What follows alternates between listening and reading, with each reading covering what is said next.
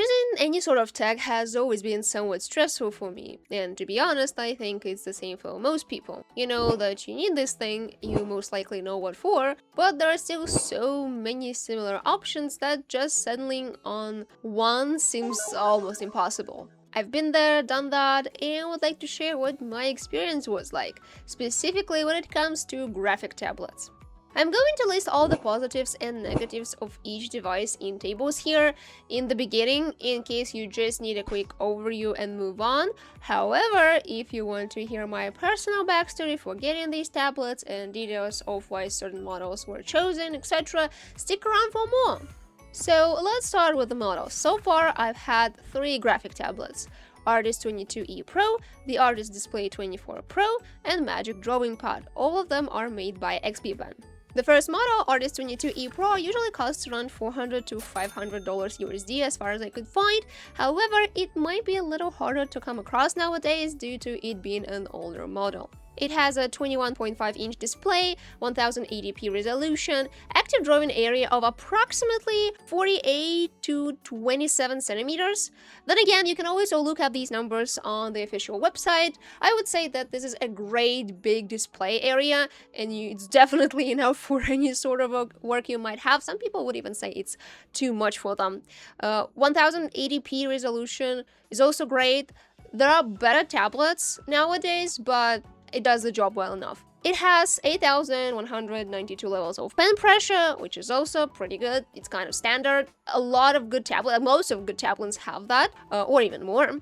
It has 16 shortcut keys. Then again, you're probably gonna use only 8 of them on the left or on the right, but then again, it's always nice to have options. It has 77% to 82% Adobe RGB.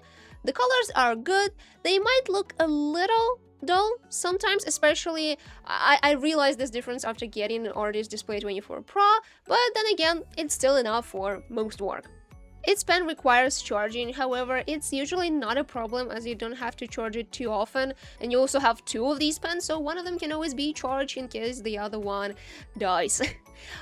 This tablet doesn't have a scroll wheel. The other model, the one we're gonna look at in a second, has that, so if that's something you're looking for, this one doesn't have it. As for its weight, it weighs around 4.5 kilos or 10 pounds, which is quite a lot. It's a heavy device, but then again, you're not supposed to be taking it anywhere, realistically speaking, so it's fine as is. Just put it where you want it and that's it. You're not gonna move it much. Then again, because it's an older model, there are some newer alternatives to it. As far as I know, Artist 22R Pro and Artist Pro 22 Gen 2 are the ones people usually go for, but they are more expensive, so keep that in mind. And they also are different in some ways. The other tablet is the Artist Display 24 Pro. It is more expensive because it's a newer model, around $580. The display is bigger overall, 23.8 inches, 2000 Quad HD graphics display, which is better than 1080p resolution that Artist 22E Pro has, but to be completely honest, I haven't noticed that much of a difference, so it's not a big deal, but if it's important for you, go for it. Active drawing area is approximately 53 to 30 centimeters. I'm rounding the numbers up, so you can see the exact ones on the screen. Pen pressure is exactly the same, 8,192. There are more short keys this time, 20, but then again, as I've mentioned, you're probably gonna use only half of them, so 10 shortcut keys. Adobe RGB is higher, 90% instead of the previous 77/82%. This tablet's pen doesn't require any charging, which is great. This tablet has 2 scroll wheels, instead of the previous one having no scroll wheels at all. Once again, you're probably gonna use only one of these scroll wheels, but I love the addition of scroll wheels. They are great. Scroll wheel can be so useful, especially if you want to zoom in, zoom out your image, or alternatively, you could also use it when you're making your brush bigger or smaller, or, you know, some other use cases. It depends. This tablet is also heavier, being 7.3 kilograms or about 16.1 pounds. The last tablet we have here is a little different because the previous 2 are technically displays that you can draw on, but you should connect them to your PC or laptop. Magic Drawing Pad doesn't need any laptop or PC. It's an Android-based tablet. It costs around 450 USD. It's smaller than the previous 2, being only 12.2 inches, which is about 28 to 19 centimeters. but it has 2K resolution similar to the newer Artist Display 24 Pro. Surprisingly, its pen is technically better and has 16,384 levels of pressure. It's a little bit unexpected, but then again, really cool. You can additionally buy smart keyboard cases and bags for this tablet if you want to, which is great. You have options to customize your tablet. This tablet has 96% Adobe RGB, better than the previous two. Pen doesn't require any charging, similar to Artist Display 24 Pro. This tablet has lots of memory. It has 256 gigabytes of RAM, which is a lot and more than most other Android-based tablets offer. It's pretty light. It's very light compared to other models, being only 1.3 pounds or 590 grams, but it's also still relatively heavy if you want to take it somewhere, so be wary of that. The battery is also very good. It says on the official website that it has 8,000 mAh battery and can last up to 13 hours, but it depends. I mostly noticed that it lasts for about 7 hours if you use it all the time or most of the time. If you use it rarely or sometimes, I suppose it can last up to 13 hours. Additionally, when you buy this tablet, you can activate a 3-month free membership of both Clip Studio Paint and Ibis Paint. I don't remember Clip Studio Paint being included, which is a shame, but I've tried Ibis Paint a little bit. It's not my program of choice, but in case you ever want to try it out, then I guess it's your chance. In conclusion, I would say that Artist 22e Pro is nice, cheaper version compared to the other two tablets, but then again, it's harder to find nowadays, so you're probably better off looking for some newer model in the similar price range. Artist Display 24 Pro is an amazing option if your budget allows it, and you also want more shortkeys, scroll wheels, and just generally feel more comfortable with your tablet. Magic Drawing Pad, on the other hand, is an amazing option if you need a tablet that can also function as just a normal day-to-day tablet, but you can also potentially take it with you and draw somewhere. That's why I bought it, for example, because I wanted to be able to draw while I'm in college, sitting there bored, but that's a whole other story. Anyway, now with this conclusion out of the way, let's get in a little more details. In contrast to computers and phones, there aren't that many companies producing professional graphic tablets, the most famous ones being Wacom, XP Pen, and Haiyan. Back in 2019, when I was choosing my first graphic tablet, I was mostly considering an XP Pen tablet or a Wacom tablet, but ultimately settled on XP Pen. The prices they had seemed to be more reasonable while offering no less than Wacom, especially since I've never considered buying a tablet without a screen. I knew it was an option, but if I was going to buy something so important to me, it was gonna be at least good, if not great. It's important to understand that at the time of me buying my first graphic tablet, neither me nor my parents had much experience with buying stuff online, if any at all. Our local shops didn't have much to offer, suggesting mostly screenless Wacom tablets, and that's just about it. Because of our lack of experience with buying stuff online, we were all pretty skeptical about it and didn't want to get scammed in any way. Ultimately, it was decided to ask one of my parents' acquaintances to help us with our purchase and make sure everything was going to be fine. So my first graphic tablet was a screen tablet Artist 22e Pro, a pretty costly option for someone who has never tried drawing in digital before, I know, but to be fair, I did have quite a lot of traditional drawing experience by that point and watched numerous videos from different content creators who worked in digital. I was convinced that was something I genuinely wanted to do, so buying a device that would work and make me happy for years to come made sense. Artist 22e Pro's screen is quite big, 25.5-inch pen display, Full HD. I wasn't planning on taking my device anywhere, so that was fine by me. And what I like about basically all of the XP Pen products I've bought so far is how much stuff you get with the tablet. When it comes to XP Pen Artist 22e Pro, for example, it arrived with 2 pens, 1 glove, 1 case for the pen, and 8 pen nibs, loads of wires that I needed for the tablet, and a cloth to wipe my tablet off. All of this is a part of your purchase and goes with your tablet, which made it a perfect first experience for me.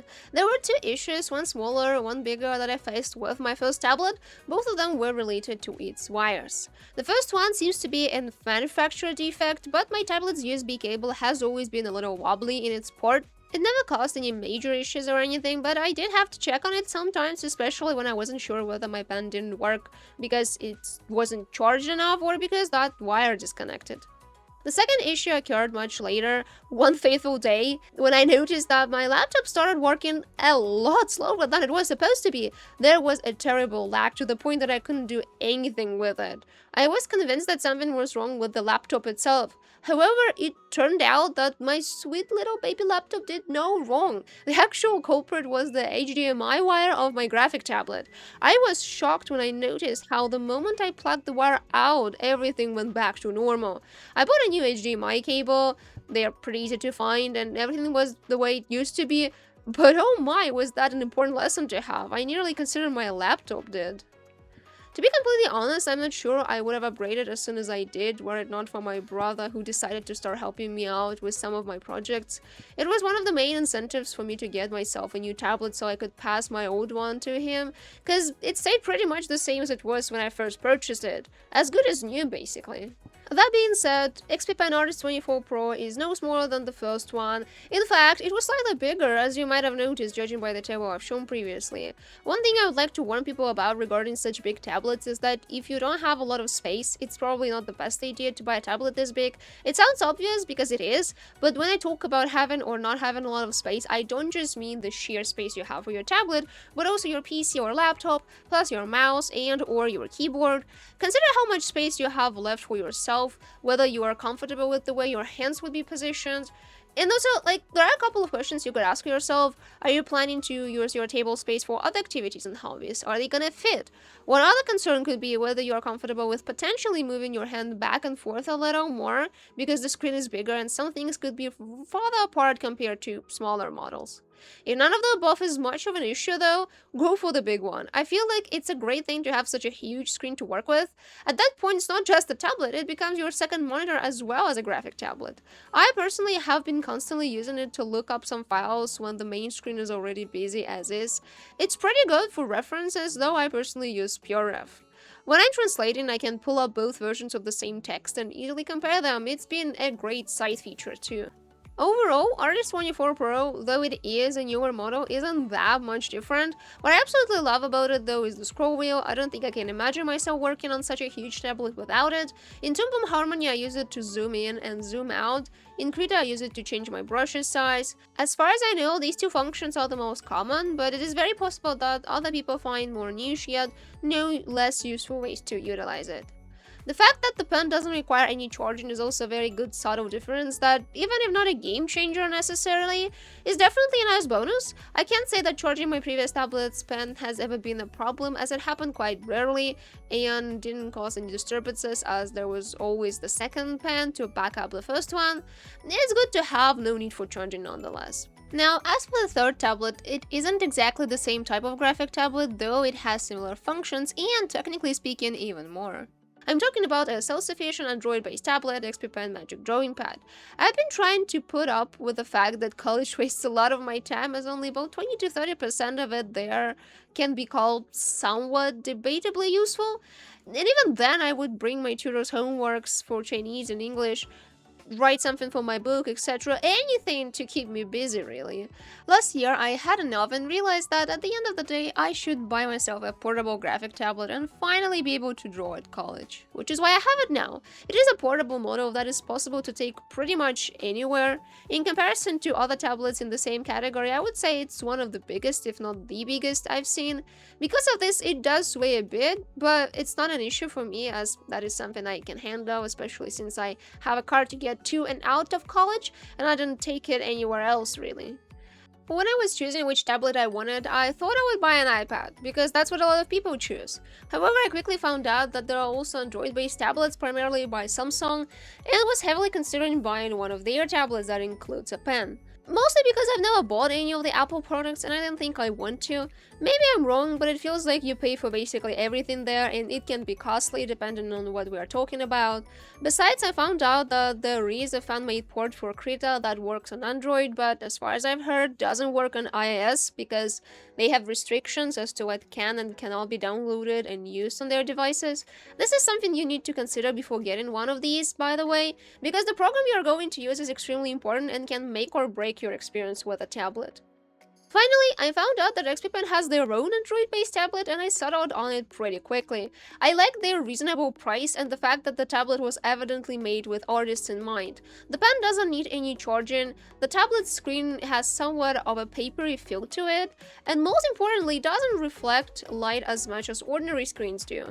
In fact, the most I've seen is maybe it getting slightly lighter in places of light when looking at it from certain angles, but that's about it. The colors are muted just a little bit because of it, but as far as I know, there is no way to avoid it if you don't want any reflections.